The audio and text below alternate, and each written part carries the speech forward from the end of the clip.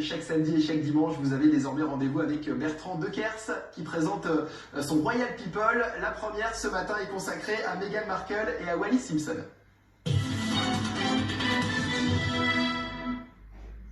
L'info a électrisé le monde. Le mercredi 8 janvier, il est précisément 19h54 quand, via leur compte Instagram, le prince Harry et Meghan Markle font part de leur intention de prendre du recul avec la famille royale.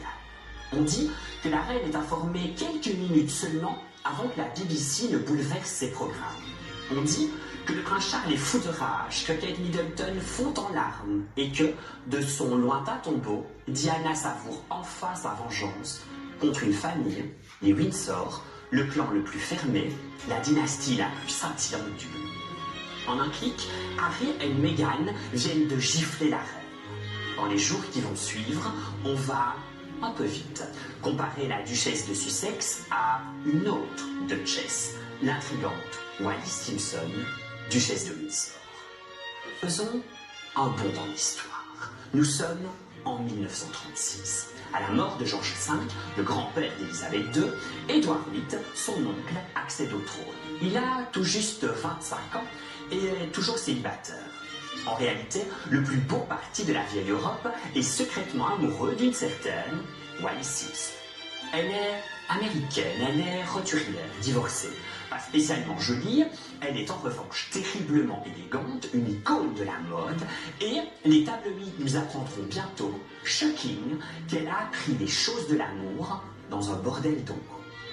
Alors que le gouvernement le lui interdit, alors que le pays s'indigne pour pouvoir épouser cette femme qu'il aime, le 10 décembre 1936, d'une voix tremblante, Édouard VIII annonce sur les ondes qu'il renonce au trône.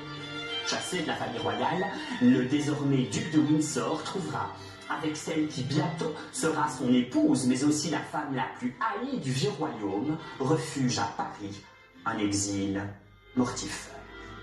Alors, certes, toutes deux sont américaines, roturières et divorcées, mais le jeu des comparaisons entre Wallis et Meghan s'arrête ici.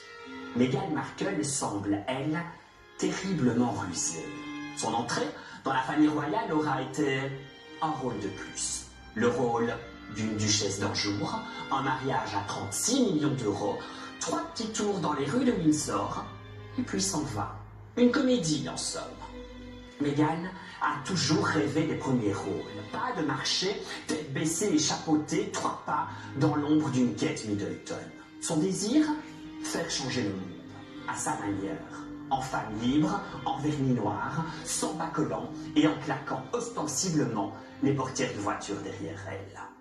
On dit que pour défendre les causes qui lui sont chères, elle rêve de la Maison Blanche. Être la première femme, métisse de surcroît, à s'installer derrière le bureau ovale. C'est à Harry maintenant, prince privé de son prédicat de Royal Highness, de marcher dans l'ombre de cette ambitieuse épouse. En chevalier des temps modernes, lui qui n'a pu sauver sa mère, ose désormais défier la couronne pour défendre ceux qu'il aime vraiment, pour réécrire un scénario qui le hante depuis l'enfance, pour ressusciter le conte.